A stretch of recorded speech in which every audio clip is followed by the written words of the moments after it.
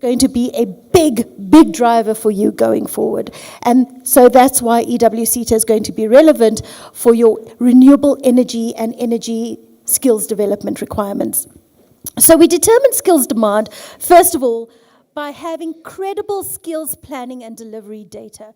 Credible is the most important word here. And this is where your industries is going to play a very crucial role. Because you, as industry, probably through the Chris Hani Development Agency and local municipalities, are going to need to tell us what are your renewable energy plans? What are your critical and scarce skills requirements? So that we can plan for it in our documentation.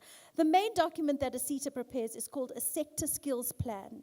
If your needs don't find expression in our SSP, if your needs don't find expression in our high priority skills lists, as an example, the likelihood of us being able to support you is diminished quite a bit.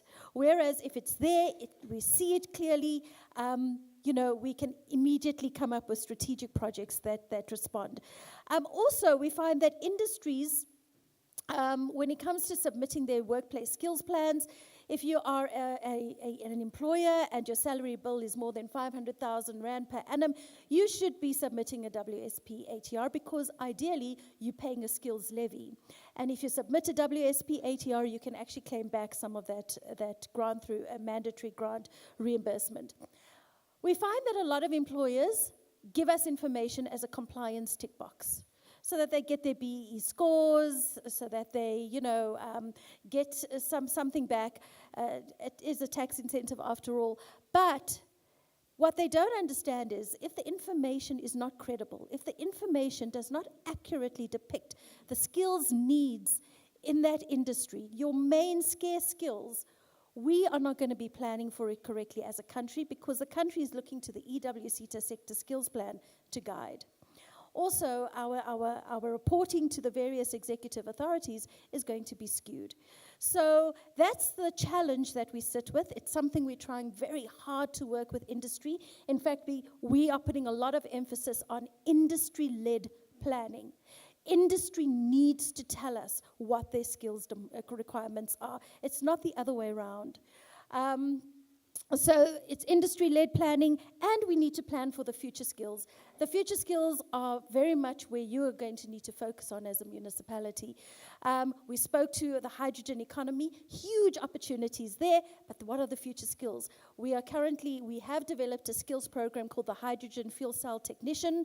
It's a skills program. It's been submitted to QCTO for approval, and if that's going to be approved, we are trying to fast-track that process, it will be ready to roll out. You just need accredited providers who will be able to assist you with that. Other future skills, so green ammonia. Kuka is going to be bringing online, I'm told it's the largest green ammonia plant in sub-Saharan Africa, but I'm actually thinking it's the world. It's the largest green ammonia plant in the world. What opportunities can you leverage from in terms of that, or can you build like mini plant here because you are agriculturally it's one of your main activities. Then when it comes to supply, industry-led qualifications development. So you're going to tell us what your skills needs are, and you're going to have to help us say, okay, there is a qualification in the space, we can obviously advise in that regard, but where there isn't, bring on board the industry experts, the community of expert practitioners within these areas to help us develop, even if it's something specific to the Chris Hani area. Accreditation of skills development providers. This is really important because part of your skills development initiatives is going to depend on having accredited skills development providers, and preferably within the Chris Hani district and municipality. Also, you cannot leave the TVET colleges behind. And that is a key point I will touch on a little later. Approval of workplaces. You have a lot of industries who are going to be possibly looking at microgrids. So Tweezer, as an example, is a perfect example of an industry that is ready to become a microgrid for the municipality. The problems they're having is probably because at municipality level, there's not a very clear understanding of a very complicated system called wheeling. That's in terms of putting power back into the grid and the financial exchange agreements that go with that. The term is called wheeling, very complicated.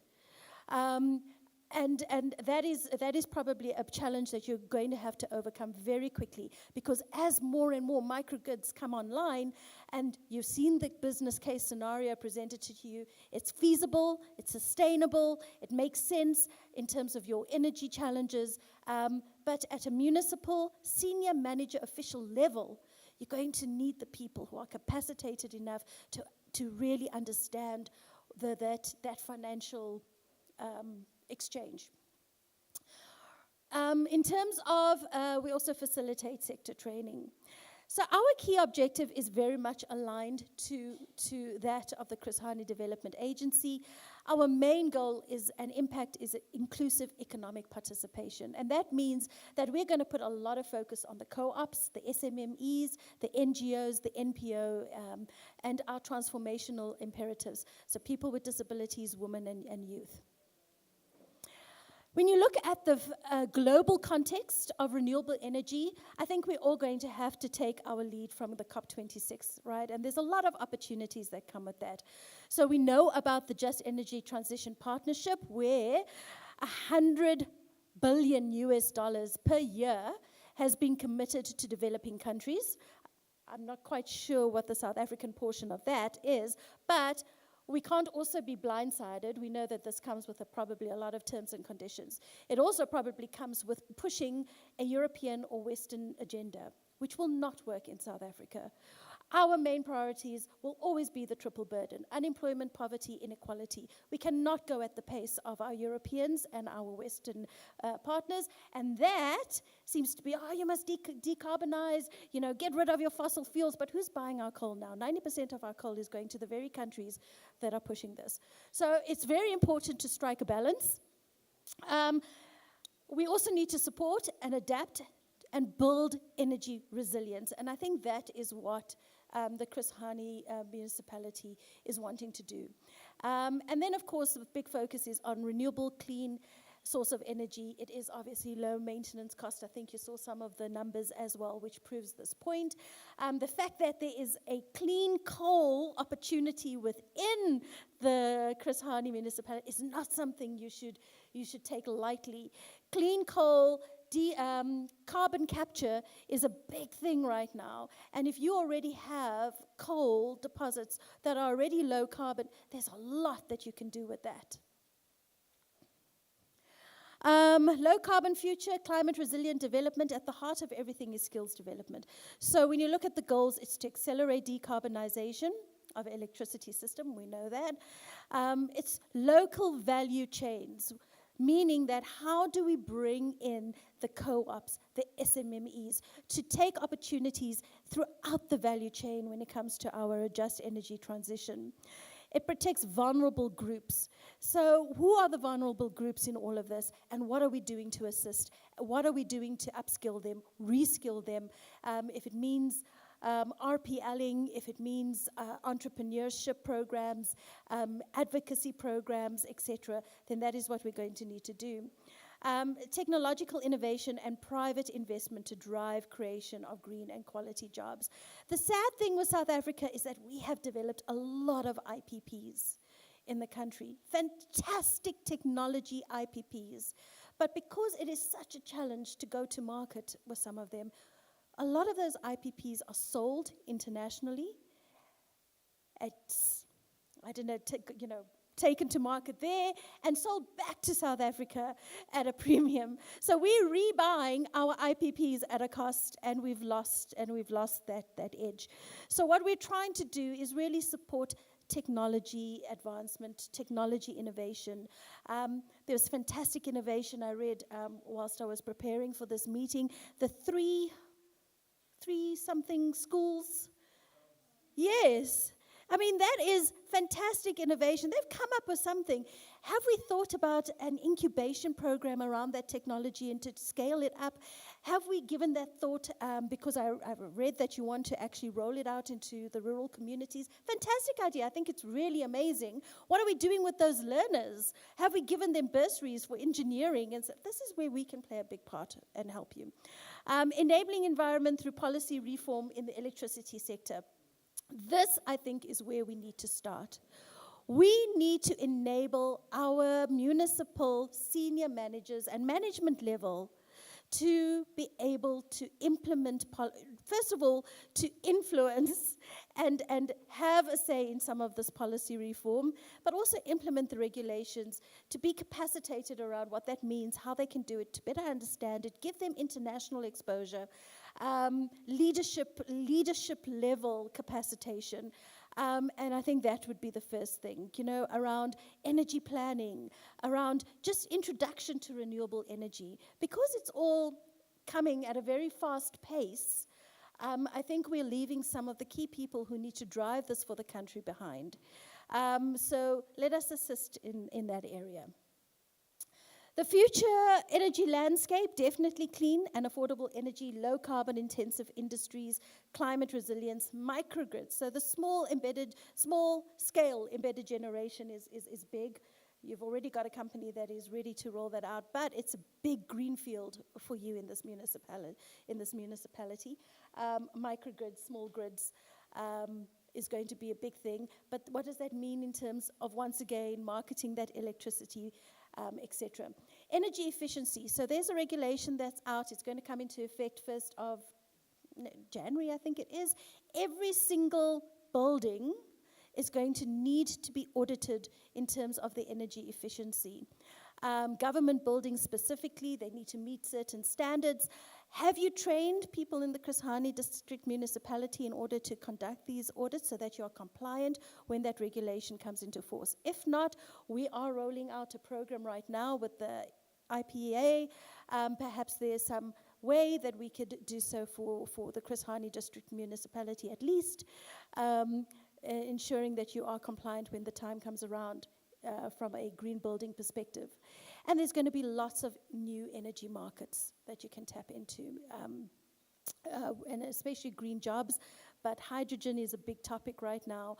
The hydrogen skills roadmap.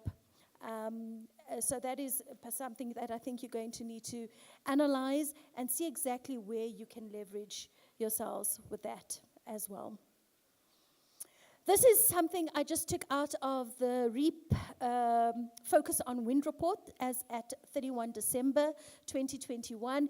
And you can see that, first of all, wind as part of the electricity mix in 2010 was only given 10% of the portion.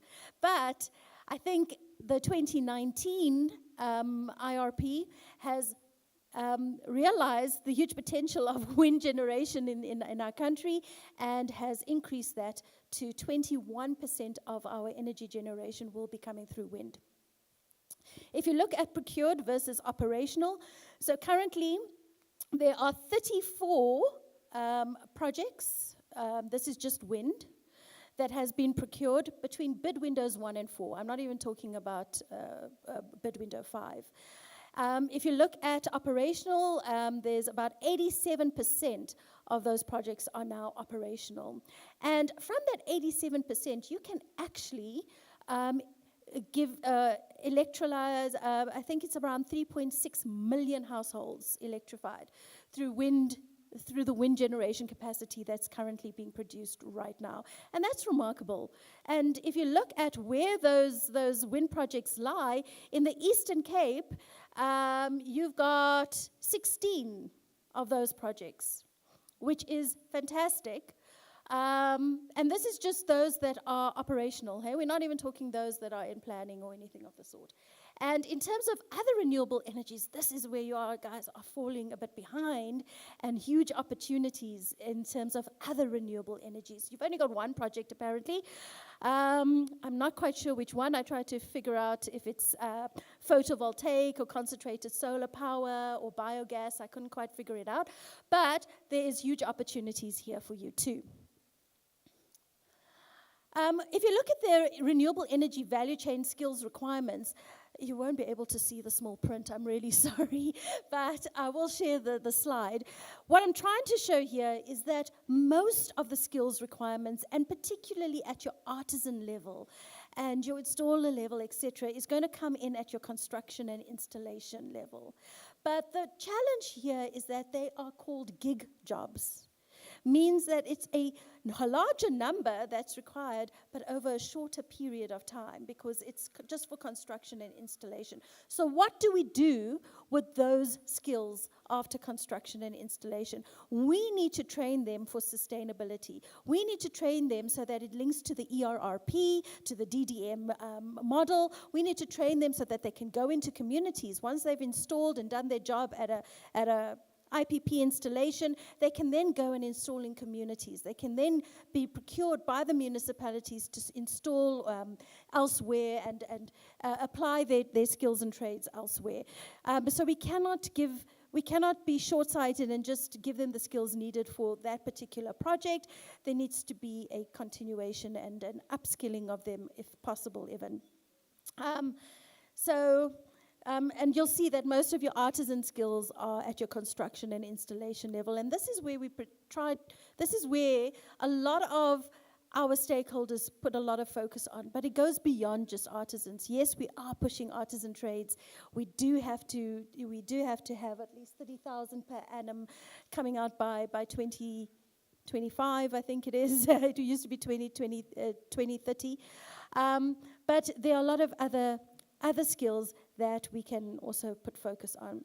In terms of numbers of jobs created, the renewable energy space is a high job opportunity space. So far, also just looking at bid windows 1 to 4, renewable energy has delivered 48,110 job years. Job years is one person in a full-time job for 1 year. And this is only in the construction phase, of which 18,813 of those jobs are from wind IPPs. That's 66% more than was actually planned. So the wind IPPs is really a huge job driver in the Eastern Cape. And I know that there are no wind IPPs in the Chris Hani District Municipality, but it's not to say that there won't be any. I don't know what the future plans are, but it's also not to say that we can't train our local young people to be able to find employment in the wind space, especially with bid window 5 having very clear thresholds for skills development. If you look at the operations employment, you'll see the number is much less. So it's only 4,172 job years out of 31 projects. But this is because operations phase requires fewer people, but over an extended period of time. And generally, our South African citizens are given entry-level jobs whilst importing the really high-level skills from still outside of the country. So we have to look at changing that picture, localization of skills. We need to have our South Africans not just mending the grass and cleaning the blades and doing those kind of tasks, but actually designing and installing and maintaining the wind turbine blades, the systems. I'm not an engineer, so I have no idea what it includes, but it's those skills that aren't necessarily 5 minutes. Okay. I spoke about our energy focus. This is just how EWCETA is driving our strategy around just energy transition. So a big part of us is capacitating the PSET system. If, for instance, I'll use Mpumalanga. Mpumalanga's TVETs have been developed. They have been created to ensure that there is a supply to the coal plants. Now, with the decommissioning of the coal plants, no one is thinking about what's going to happen to these TVET colleges and what's going to happen to these communities. They're not thinking about reskilling the lecturers, looking at curriculums that will now have to be implemented at the TVET colleges. They're not thinking about taking these lecturers, capacitating them, taking them to industry, giving them industry exposure to the renewable energy technologies that are going to be driving the province now. And this cannot be the same. So we're trying to change that. We've actually capacitating in Gagala and Khatsabande TVET colleges. We're taking some of the lecturers overseas to Italy to be exposed to an advanced renewable energy program. Let us do the same with the TVET colleges here in the Chris Hani District Municipality. If your TVET colleges have been created to focus predominantly on your main economic activities, and that is now going to slightly change because energy is going to become a priority for you. How are we capacitating the TVET colleges so that they can take learners and that they can train them at the right quality needed by the industries? Second is growth of entrepreneurs and technology. I spoke about this. SMME,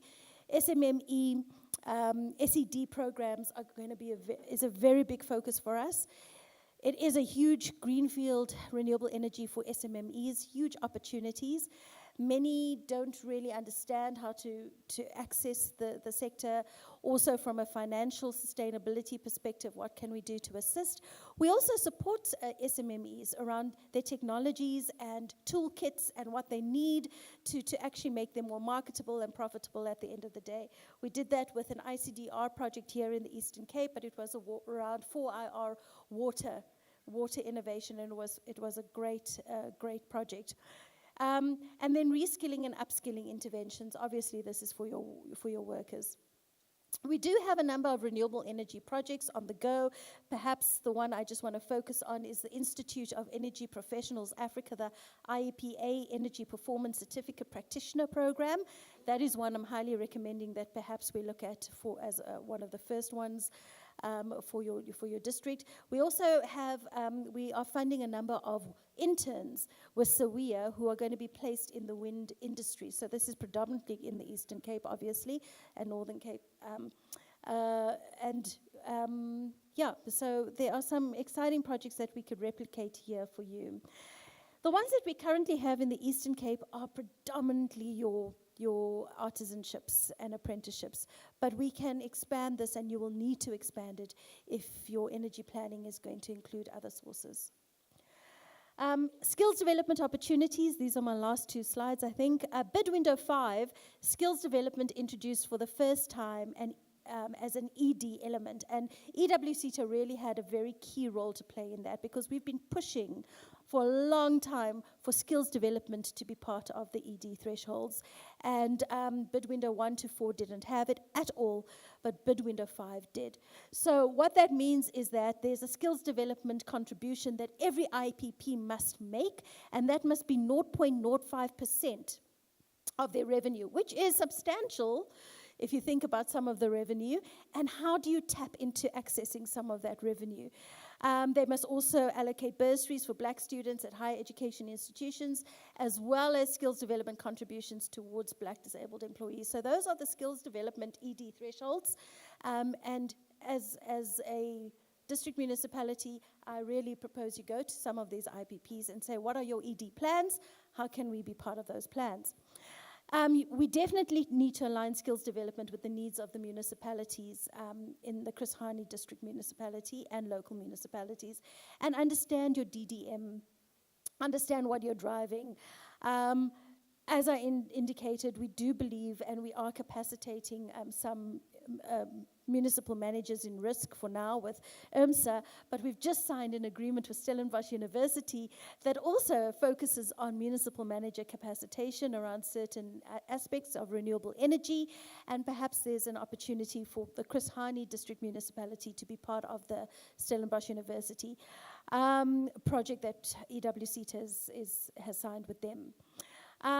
We also need to train for installation phases, but embed entrepreneurship. So there's, I think, a great opportunity for a big entrepreneurship program within the district, and I think that will align quite nicely with ERRP. Train EE practitioners, I already mentioned that in terms of green buildings. SME and co-op SED programs. Currently, SAICA is rolling out an SED program in the Eastern Cape. Can we do something with them and the district that will also look at SMME and co-op development? We also did research on SMMEs and co-op capacitation. What we found in that research, however, is that the key areas that they need development is more around governance. their governance and their managing levels. So that is where we, through our research, are going to put some focus on, but that doesn't mean to say that we can't look at other areas with you as a partner. And then we spoke about technology incubation, tools of trade, and other SMME support that is needed. We will always support learnership, skills programs, internships, et cetera, but a big focus for us is work integrated learning. We need local municipalities, and perhaps the district municipality has a very big role to play in this, to take on learners for practical exposure and training. We do not have enough employers opening up their workplaces to our learners. So that ultimately means that we're leading them to a dead end, because they get the theoretical part and no exposure to practical training, and therefore no jobs. Or when they do graduate, the industry is citing mismatch of skills because they haven't been exposed to the technologies used in industry. So within the Chris Hani District Municipality, you know the industries that are going to be driving your renewable energy agenda. They need to almost make a social compact with you to say, we will open our workplaces up to learners. We will also look at employment, absorption of some of these learners. And the municipalities and industry is very important for that. TVET capacitation, we do have programs with King Hinsa, but there are other TVET colleges in your more rural areas that we can assist in capacitating, lecturer development, manager development. Also, if you're bringing renewable energies into here, you need a simulation environment. You need a TVET or two who's going to have a wind turbine or solar PV installation workshop that they can provide that, which means that industry, a partnership with industry is really important, because it's based on the technologies they're going to be using that the TVETs need to build those workshops. Workplace approvals, community advocacy programs, career guidance. So I also read up that 33% of the Eastern Cape population is under the age of 16. So these are going to be your future employers in your renewable energy spaces. Are we capacitating them around the career choices, about taking maths and science? Because you cannot work at a renewable energy space at a high level if you don't have proper maths and science. So if they don't even know to make those subject choices at an early stage, you're already kind of cutting them out of the value chain and getting them out of the high-level engineering, occupations that will drive your municipality forward. So let's start some career guidance. Let's start matric interventions to get the maths and science marks up. That's what we are here to assist with.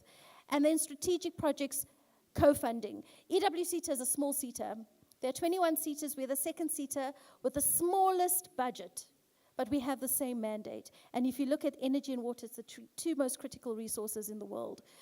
And in South Africa, it's under severe strain. So we have to do a little bit more with very limited resources. So we look for co-funding opportunities, strategic partners, international partners who have the financial resources and need EWCETA from another perspective. Together we work with you to meet each other's mandate and impact. And I am done. Thank you very much.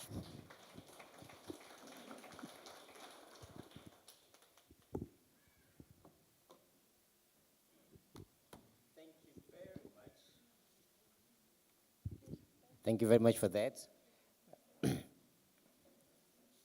So, colleagues, we will make sure that you receive the copies of the presentations that have been shared today.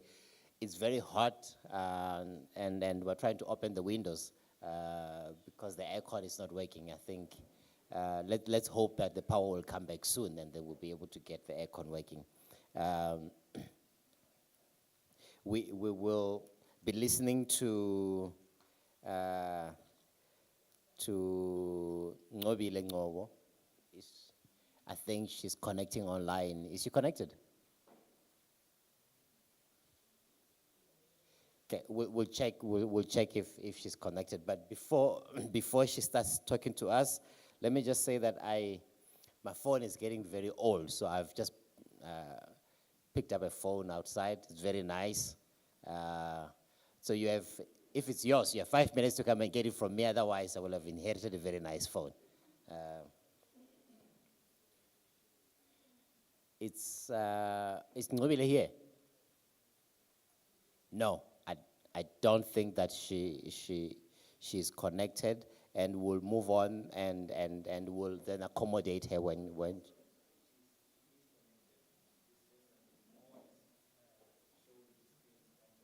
Okay, okay. Nobile, you're welcome. You are connected. I'm hoping that we'll be able to hear you when So. you present.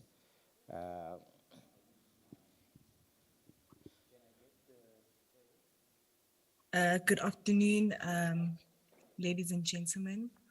All protocols observed. Thank you very much.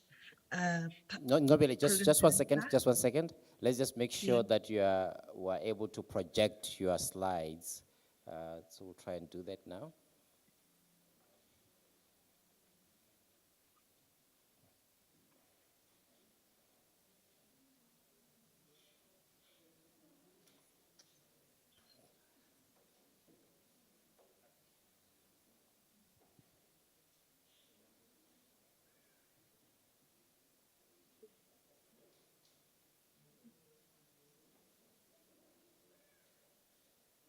Okay, whilst we're yeah, there, we have your slides, and you have 20 minutes. Please go ahead. Thank you very much, Program Director. I'd like to greet everyone who is attending physically and all protocols observed. My apologies if you keep seeing my head turn. I am looking at a second screen where my presentation is. So today I will just be giving an overview of the regulations on energy performance certificates, which was promulgated by the Minister of Mineral Resources and Energy. And then I will also explain the particulars of the National Building Energy Performance Register, which is maintained by SANEDI as per the regulation. So this is just an outline of the topics that I will be going through this afternoon. Just to give you a bit of background, on the 8th of December, the Minister, under Section 19(1)(b) of the National Energy Act, issued and promulgated the regulations for mandatory display and submission of EPCs for buildings. This regulation is to support the implementation of the post-2015 National Energy Efficiency Strategy and the National Climate Change Policy White Paper. It's also introduced mandatory requirements for buildings with a net floor of 2,000 square meters or above for privately owned buildings, and for public buildings or government-owned, municipality-owned buildings, it is 1,000 square meters and above. So it can be owned, operated, or occupied by an organ of state, where these buildings need to display and submit a certified copy of their EPC to SANEDI within 3 calendar months of date of issue.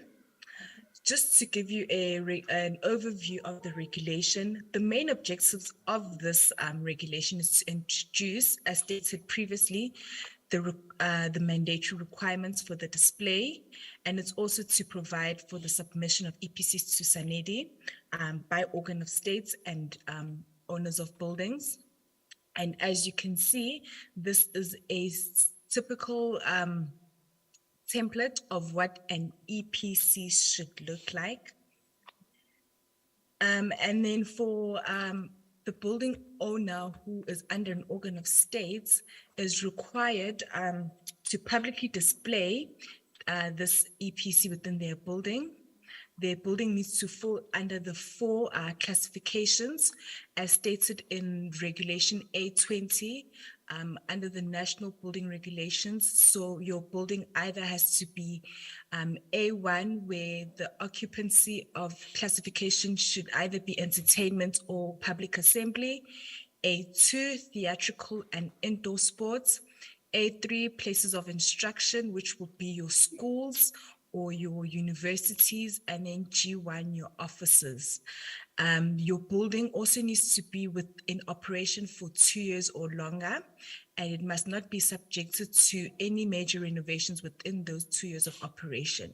So when we're talking about 2 years, we're talking about 2 years from the promulgation of the regulation, which was 8 December 2020.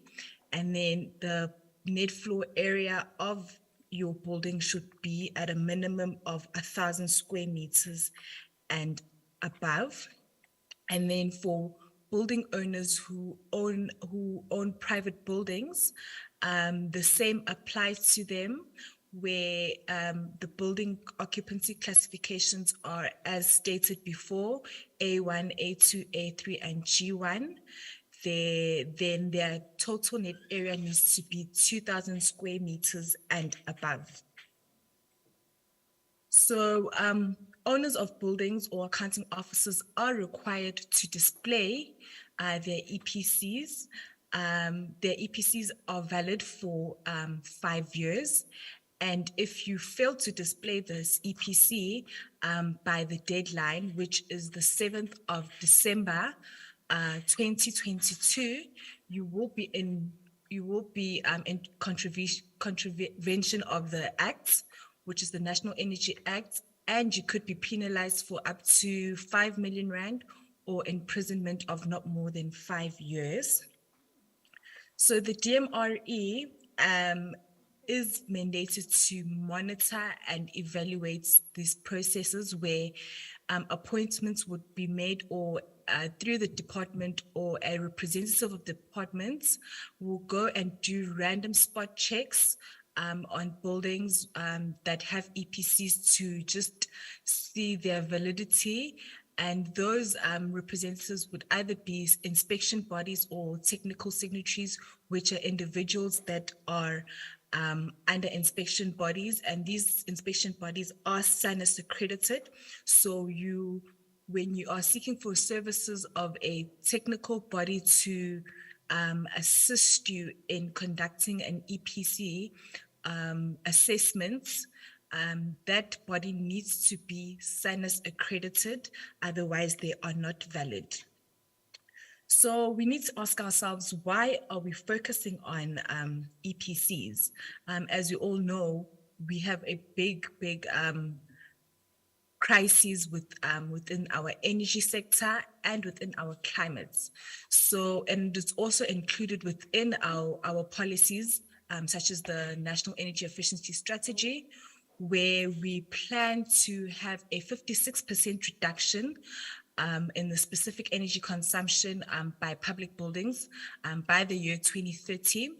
And then for the commercial sector, we are planning to have a 37% reduction in the energy consumption by 2030.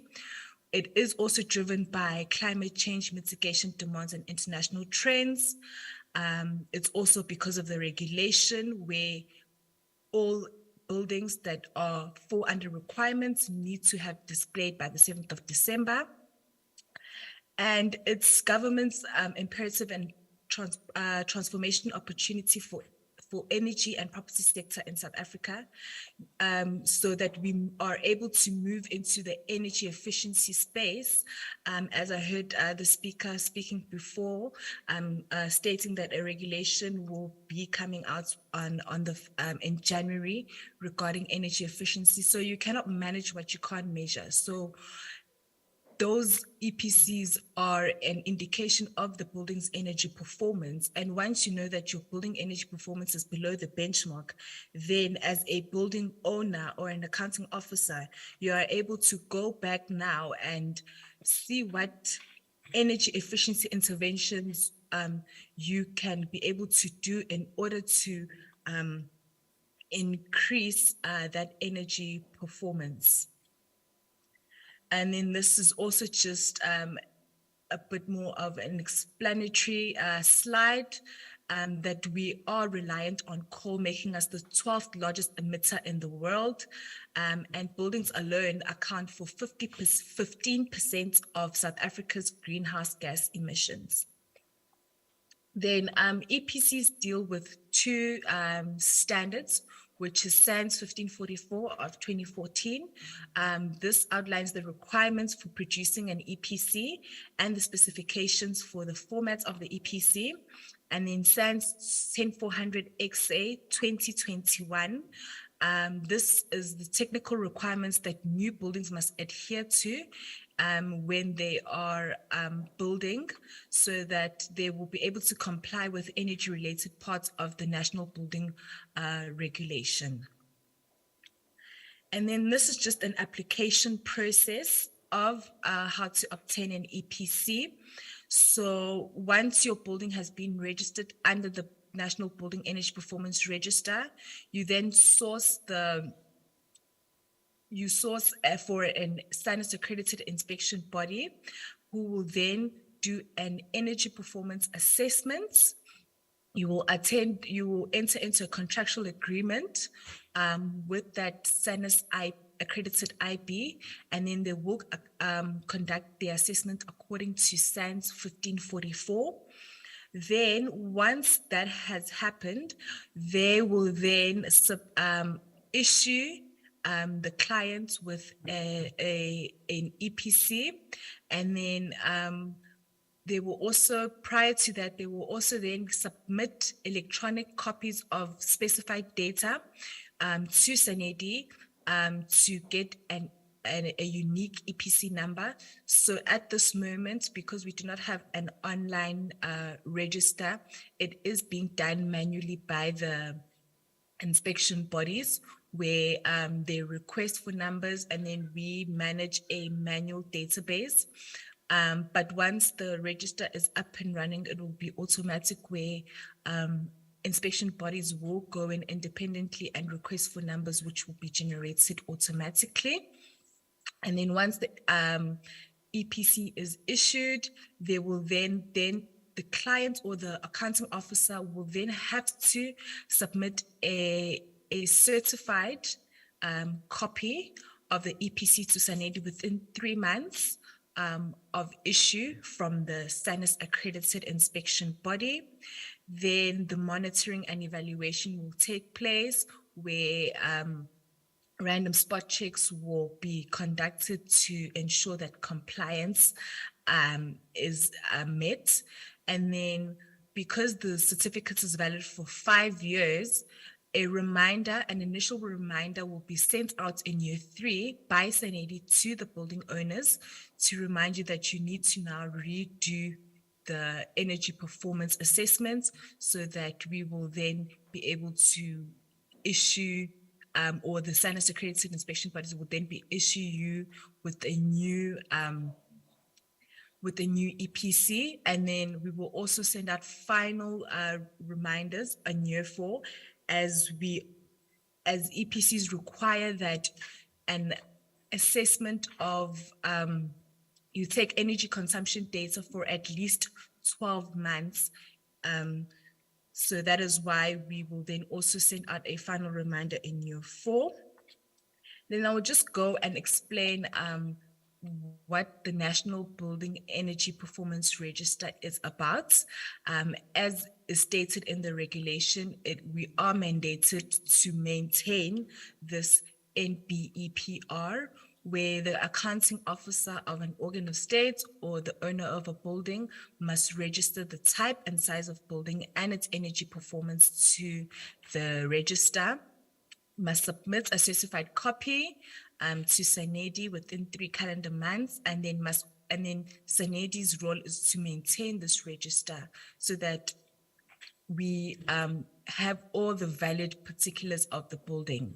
And this is a compulsory registration and submission for all buildings that fall within the requirements as stated within the regulation.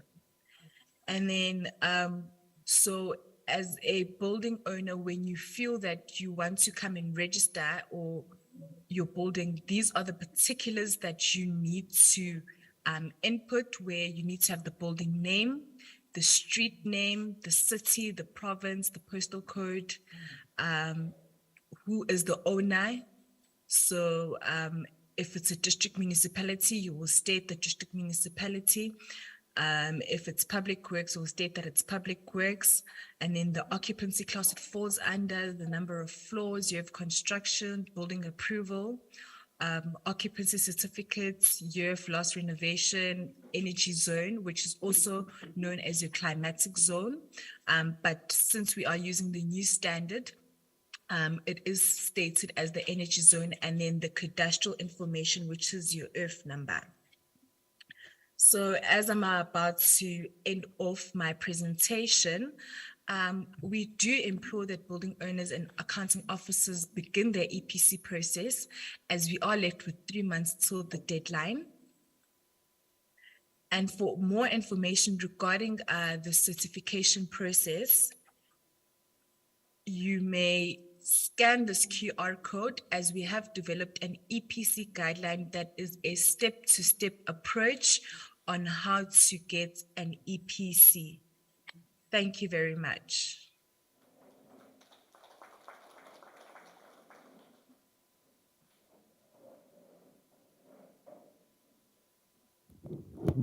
Thank you very much, Ngobile, for that. Colleagues, we are running a bit behind, but I'm going to now ask Dr. Kaseka to come and talk to us about the potential in terms of solar thermal technologies. Thank you, Program Director.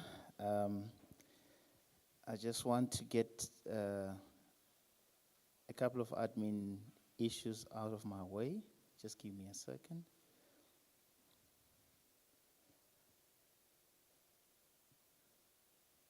Okay, one of my speakers online notified me that they will be experiencing load shedding from 12 to 2, but they would like me to contact them just before they come on so they can quickly set up elsewhere. Okay, I'm just going to get the number.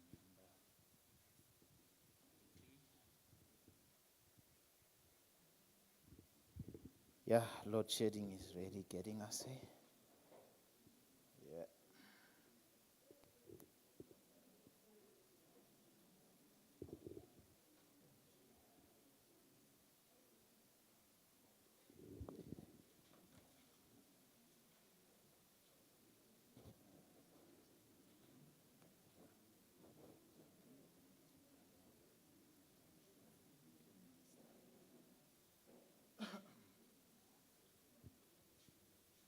Okay, let me see if I can get my slides up quickly and share them via the Zoom link.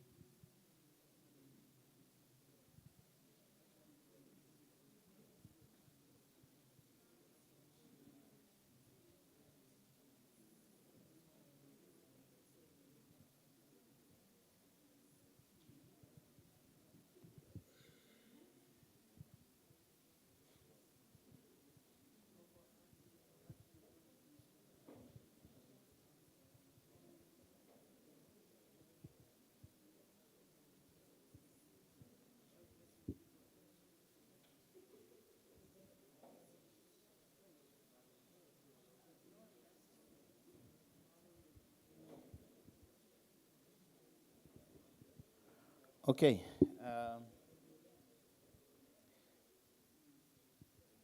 We all can see the slides. Now I'm just checking with the guys on Teams. We can see the slides. Just okay. Morning again, once again, colleagues. It's afternoon now. It's past 12. Okay. Afternoon, colleagues. We meet again in my second presentation where I'm actually going to unpack what solar thermal is all about. We have had a couple of presenters that were upfront here talking about solar PV. This is the brother to solar PV. So I'll take you through what solar thermal is and what opportunities are there for us in all the sectors, starting from residential to commercial to industrial. So, right, it's going to be a very quick presentation, but if you require further or additional information, feel free to contact me or my colleagues at the center. Will provide you with such information. Okay. All right. Just trying to scroll. Right. We know this picture. We have experienced this, and we are experiencing it even right now as we speak. This is load shedding for the past years up until 2021. On your far left corner, you're seeing the way our electricity is being generated. The bulk of it is through those thermal or coal-fired power stations. Right. What we need to understand, or what we need to see from the graph of load shedding, is that 2020 was actually the worst year for us. I know we were in COVID. A lot of things were going wrong, and I think COVID also peaked in that period. Load shedding peaked in that period. So for the period of 2021 going backwards, 2020 was quite bad. We were shaded for so many hours, and we had almost 2 gigawatt hours of energy that was shaded during that period. And some economists are estimating that stage 6 is actually costing us upwards of 4 billion a day. That's how much we're losing as a country in terms of from our fiscus because of the load shedding stage 6. Now let's understand energy. I need to bring this slide up so we can all be on the same page when it comes to solar thermal. I would like you to think outside the solar PV for a while, for the duration of this presentation, for the simple reason that I don't want you to get confused about what I'm talking about here. So I will start here. Let's understand the forms of energy that we get from solar. And what you see on the picture there, on the top you have light to energy. That's your solar PV. So you are converting your energy in light to electrical energy. And then heat to heat, you are not converting. You are simply collecting the heat and using it for your needs. And then you also have heat to electricity, where you now use concentrated solar to reach steam range of temperatures. And then you can then use the steam to drive your steam turbines and generate electricity. So that's your heat to electricity also. So that's a conversion. So when you look at solar, there are 2 ways of getting it. It's either you convert it. So when you convert it, you're looking at solar photovoltaics, you're looking at concentrated solar power plants, you're looking at bioenergy. Is also a conversion process. And then collection is when you do heat to heat. You simply set up your solar thermal collectors, and you also have passive solar. When I talk about passive solar is when you use features that passively improve your energy performance within an environment or building.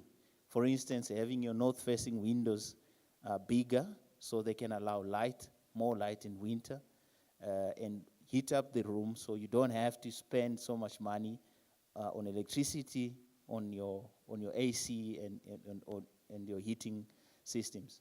Or you could have overhangs to prevent direct light in summer, because we're in southern hemisphere in summer. So, but I want you to take away this. It has never been solar PV versus solar thermal. You should not find yourself comparing the two. The two complement each other. It depends on what you need. So what we have seen is that we have been traumatized a lot by the current situations, the load shedding, shortage of electrical energy on the grid, that we tend to think more on the electrical side and miss the opportunities on the solar thermal side. So the point of this presentation is to really highlight such opportunities that we may be missing in the process. So this goes also into your planning. You need to also look at what are your needs. Can all these forms of solar energy be brought together to complement one another? Okay, let's look at the total final energy consumption by sector. We have the 2018 figures here. One is global on the left, and then you have the South African one on the right. Clearly, you have a large amount of energy demanded by your industrial clients or in the industrial sector. Now, let's look at the potential of solar heating and cooling, by sector. Exajoules per year, that's a large unit of solar thermal energy. So those are the various figures. But one thing that you can see from the information that we have is that, by 2050, we're projecting that we'll have 16 exajoules being the potential of your solar heat. And the bulk of that heat, what's very interesting, is in your low temperature range. So this is quite encouraging for us. It's very exciting and encouraging for us. If it's in the lower temperature range, it's easier to get it. You'll see in the coming slides. Looking at the world scale, looking at what role heat plays at the world scale, you see that industry is still leading in some continents, but not really. But residential is actually leading, and followed by industry. So in residential, what we've seen even in South Africa is that the most of the energy is going into water preparation. So, and water preparation is low temperature range. So you could actually benefit a lot by including solar thermal in your residential sector. Let's look at the global process heat installations the installations that are there by sector. You see that mining is actually leading in terms of the gross square area of collectors that has been installed. But in terms of counting the units, you have your the food sector, which is your food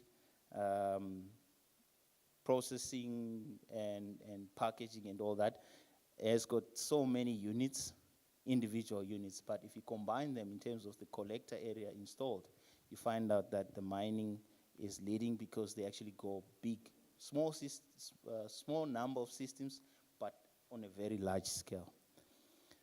Okay, now let's look at the opportunities.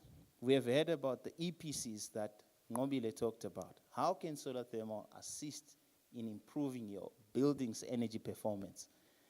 Because you are reliant on the grid for your heating requirements, heating and cooling. By the way, you can also do solar cooling. So heating and cooling, all of it in your building is reliant on electricity. So you're on the grid. So you have a very large, probably, or very poor performance.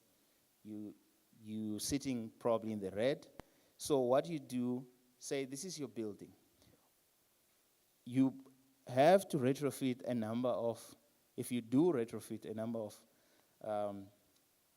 systems, solar thermal systems. For instance, the insulation. Insulation is basically, because you're dealing with heat, you're trying to prevent heat from being lost, right? Heat that is needed from being lost. Or heat, you're preventing heat that's unwanted from coming into the building. So it works both ways, with insulation. So that's one of the things you could do on your building. And then you could do passive solar improvements or retrofits, like your glazed windows. You could also do heat recovery.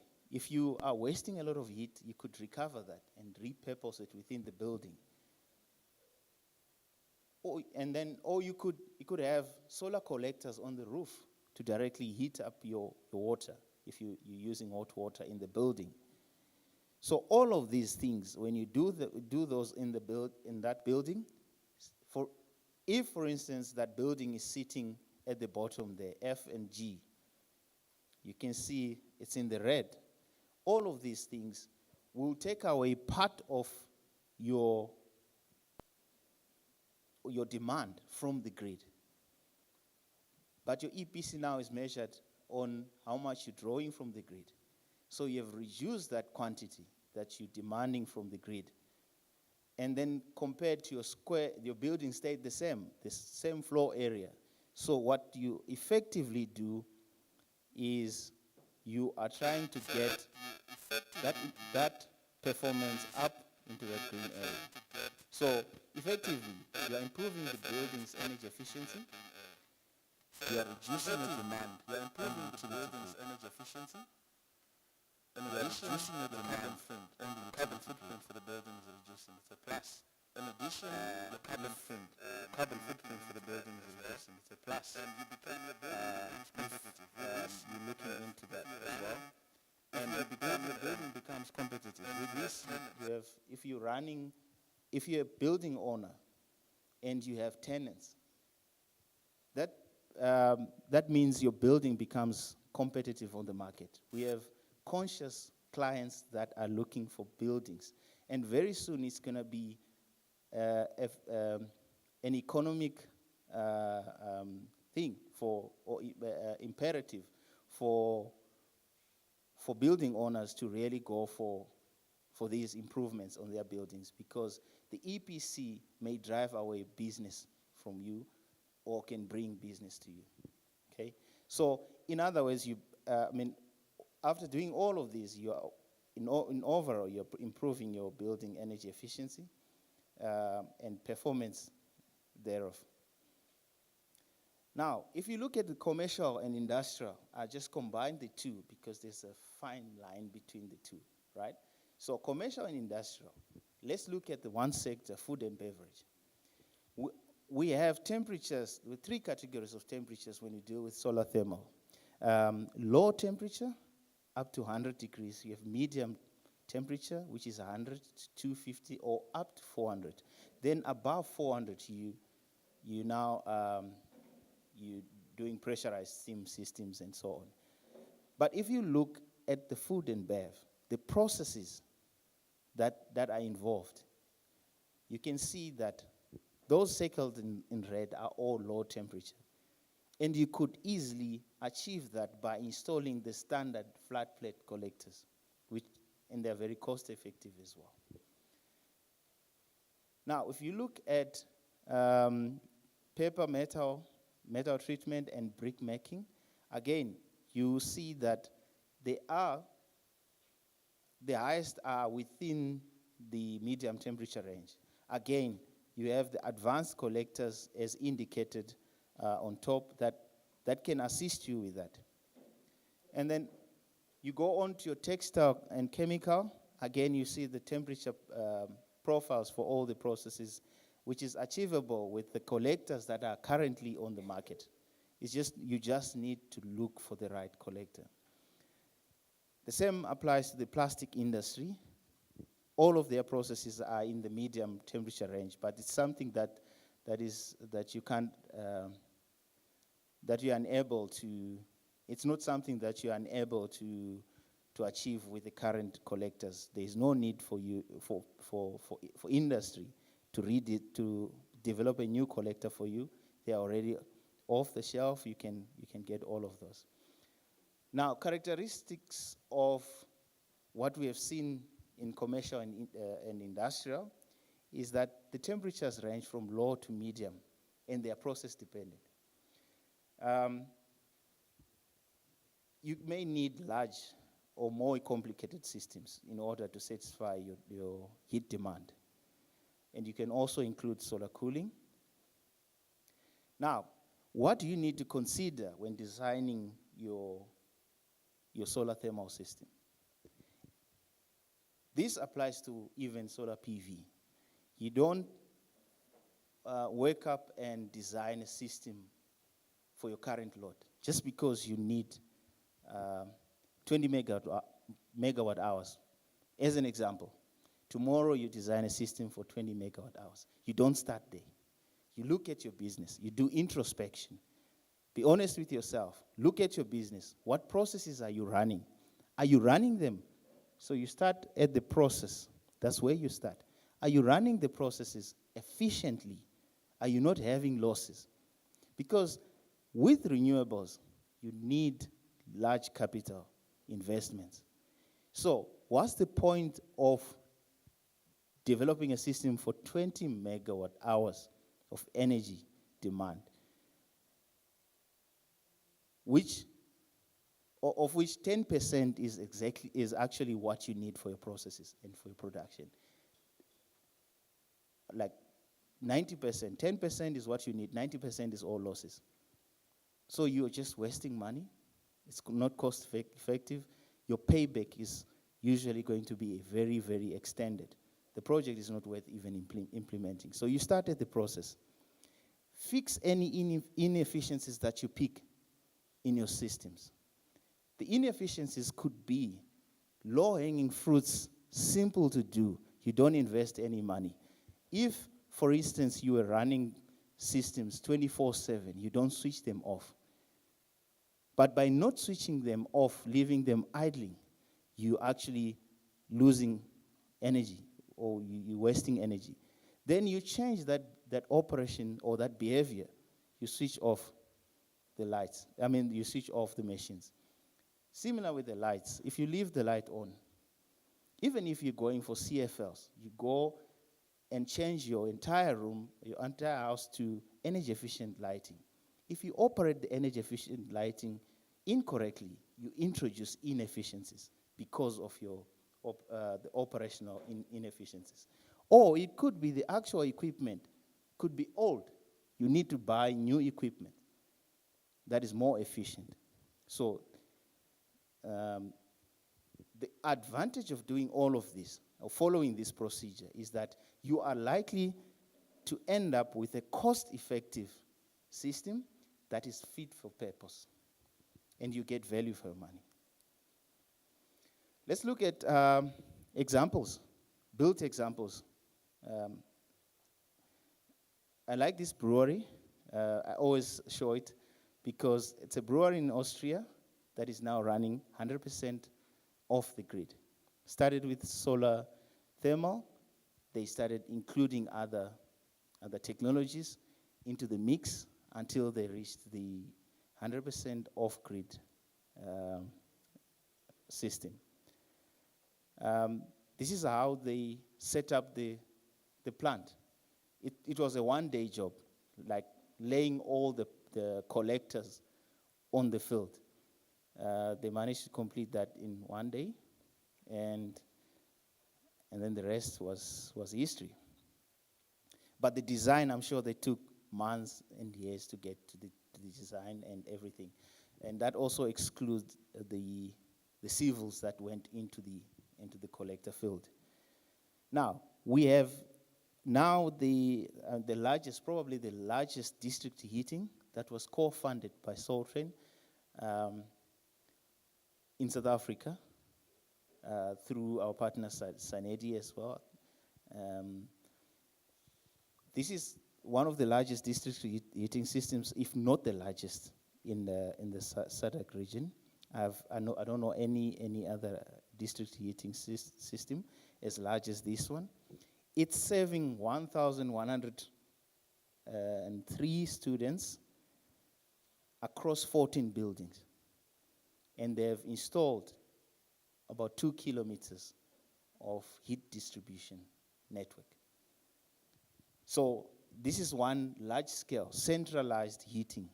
So if a municipality, you have buildings in close proximity, and you need heat in all of those, you could have one system centralized and then run your ring mains to supply all of the buildings. It's a similar system like this.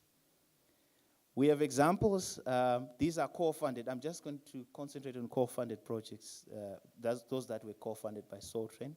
There are a number of those in the world, private companies and business and investors that have installed their own systems, but I'm just going to concentrate on those that were co-funded by Soltrain. So this is Melomed in Cape Town. A system was co-funded by Soltrain. Melomed is a private hospital in Cape Town. And then we also have a Katutura hospital in Namibia. And another Namibian hospital, which was completed this year, Lady Pohamba Hospital. And this is one of the projects that we actually pride ourselves in, having helped the business in achieving its goals. It was also co-funded by Soltrain. I do have a short video. I don't know how much time I have. Program director. I have a short video, but I don't know how much time I have. So I may 2 minutes. So now I won't go into that into the video. So it's let's not go into that. But I can run you through what took place. We have a brewery, CBC.